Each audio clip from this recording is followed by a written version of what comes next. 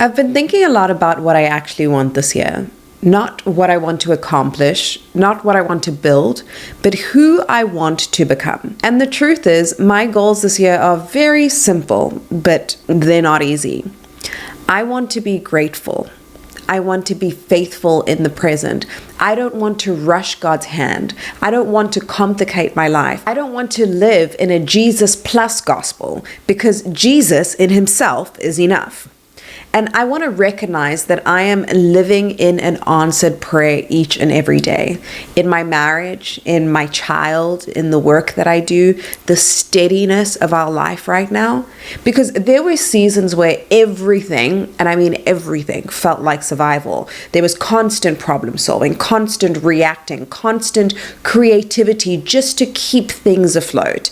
And if I'm honest, I think one of the things that ages you the most is not hard work, but it is being reactionary for too long. Always feeling like you need to respond with urgency and always bracing for the next thing. Those seasons are exhausting, and always living like something is going to go wrong is paralyzing. And when Lion was born, he had colic. For almost 10 months, he cried for hours every single day. And if you are a parent, you know that when your baby cries, your body doesn't reason. Your body just reacts. There's something called the fight or flight response, and it's your nervous system's emergency mode. Essentially, it is designed to protect you, but it is meant to turn off. And when stress lasts for too long, those systems don't shut down the way that they're supposed to. There's another word that I learned recently called hypervigilance. And hypervigilance is when your nervous system just stays on high alert even when the danger has passed. So this could look like being easily overstimulated, sensitivity to noise, feeling anxious without really knowing why, feeling like you need silence to regulate, feeling overwhelmed by the normal demands of everyday life. Your body has learned to survive, but it never got the signal that it is safe to rest. There's also another term called allostatic load, which is this cumulative like wear and tear on your body from chronic stress. And when I learned about that, that hit me hard, because it explains why I sometimes need to sit in a quiet room and hear one sound at a time. It explained why constant urgency can feel exhausting. It explains why steadiness suddenly feels like a gift. And here is where scripture meets reality, because Jesus says, "Come to me, all you who are weary and burdened, and I will give you rest." Because rest here is not sleep, it's regulation.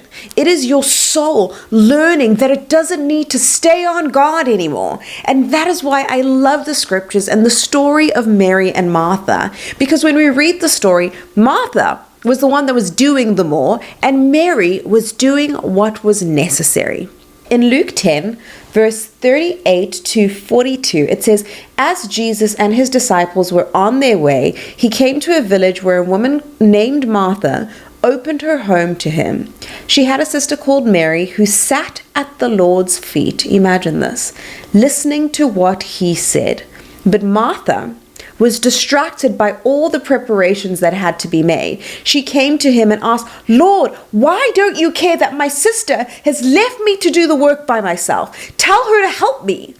'Martha, Martha,' the Lord answered, 'you are worried and upset about many things, but few things are needed, or indeed only one.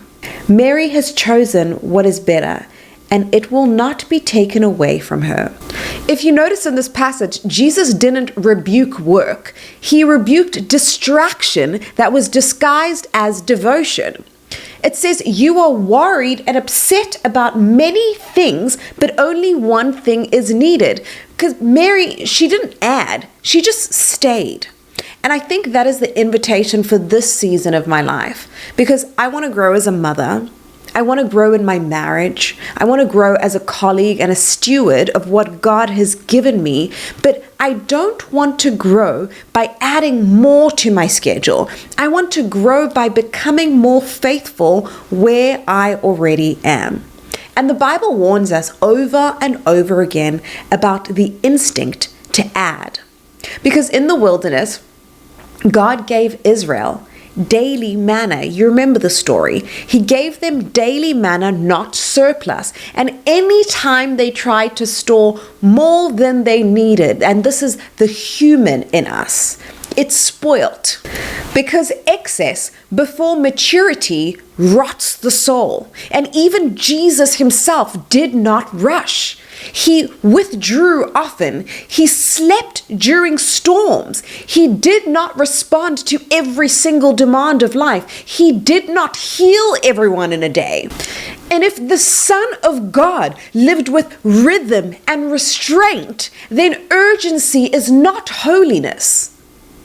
You know, Paul says, just as you have received Jesus Christ as Lord, continue to live your lives in him. Not upgrade your lives, not intensify your life, just continue. So this year, I'm choosing faithfulness over frenzy. Nobody wants a frenzy. I'm choosing gratitude over ambition, steadiness over expansion, because I don't need a new season right now. I need to be faithful in the one that I'm standing in. And maybe this is for you, because I want my nervous system to heal. I want my soul to catch up to the life that God has already given me. I want to stop reacting and start abiding.